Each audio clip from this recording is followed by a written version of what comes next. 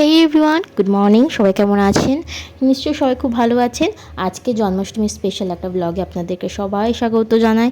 আর এটা হচ্ছে আমার মামার বাড়ি, একদম বনেদি স্টাইলে। দেখো পুরোটা, এইখানে অনেকগুলো ফুল আছে, এটা বোধহয় মধুমালতী ফুল। তো আমার মামার বাড়িতেই সবাই এত গাছ পছন্দ করে। আজকে তো আমি ছাদে নিয়ে যেতে পারলাম না এই ব্লগটাতে, কারণ সম্পূর্ণ কাজের পর আর ছাদে যাওয়ার সময় পাইনি। আপনি দেখতে পাতেন তাহলে ছাদেও প্রচুর পরিমাণে গাছ আছে। আর এই যে এগুলো হচ্ছে উপরের নকশি কাঁটাগুলো, দেখুন এগুলো সব আগেকার দিনের। এখনকার দিনে বাড়িতে আপনি এগুলো পাবেনই না।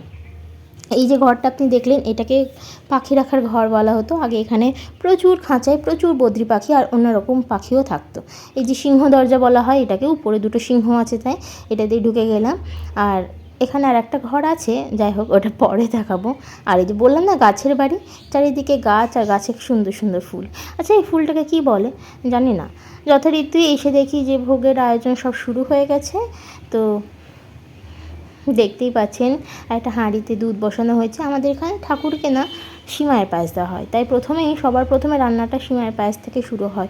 একদম ধিমি আছে, ধিকি ধিকিভাবে এই পায়েসটা হয় বলে এই পায়েসটা যেমন খেতেও সুন্দর হয় ঠাকুরের ভোগের জন্য, তেমনি এই পায়েসটা করতে প্রচুর সময় লাগে। নর্মালি সিমাইয়ের পায়েস করতে এতটা সময় লাগে না, কিন্তু এই পায়েসটা করতে প্রচুর সময় লাগে, কারণ একদম ধিমি আছে এটা ফুটতে দেওয়া হয়, এটাকে ওরকমভাবে করা হয়।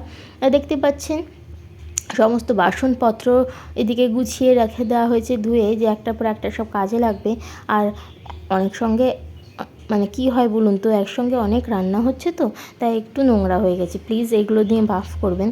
আর একদিকে চলছিল ওইদিকে নারকেল কোড়ানো, এদিকে 5 রকম ভাজার জন্য সবজি কাটছে আমার মা। তো কি আর বলবো, এত মজা হয় সব জায়গায়, এরকম মজা আমি খুঁজে পাই না। এখানে সবাই মিলে একসাথে আসে এবং সবাই মিলে এখানে বসে গল্প করতে করতে সমস্ত কাজ করা হয়। মজাই মজা চারিদিকে। যাই হোক প্রতি বছরই এখানে আসা হয়। আর এবার ভাবছিলাম যে আসতে পারবো না, কিন্তু শেষ মোমেন্টে আমাদের প্ল্যানটা হলো যে না চলো এবার একটু যাই, বহরমপুরে যাই, দেখি মামার বাড়ির জন্মাষ্টমী পুজোটা দেখে আসি। এবার পুজোতে আমি ঠাকুরকে একটা চাঁদির মুকুট, একটা গলার মালা আর একটা আপনার বাঁশি দিয়েছি। আর ওইদিকে ময়দা মাখা হলো, লেচি কাটা হলো, আর এদিকে তাল মাখা হচ্ছে, আর এদিকে মৌরি গুঁড়ো করা হচ্ছে যাতে তালের বড়াতে দেওয়া যায়। যাই হোক এগুলো সম্পূর্ণ মোটামুটিভাবে শেষ হোক। অনেকটা দূরে গিয়েছি, আর তো দিতে পারবো না, আগামীকাল আবার দেবো বাকিটা। Bye bye.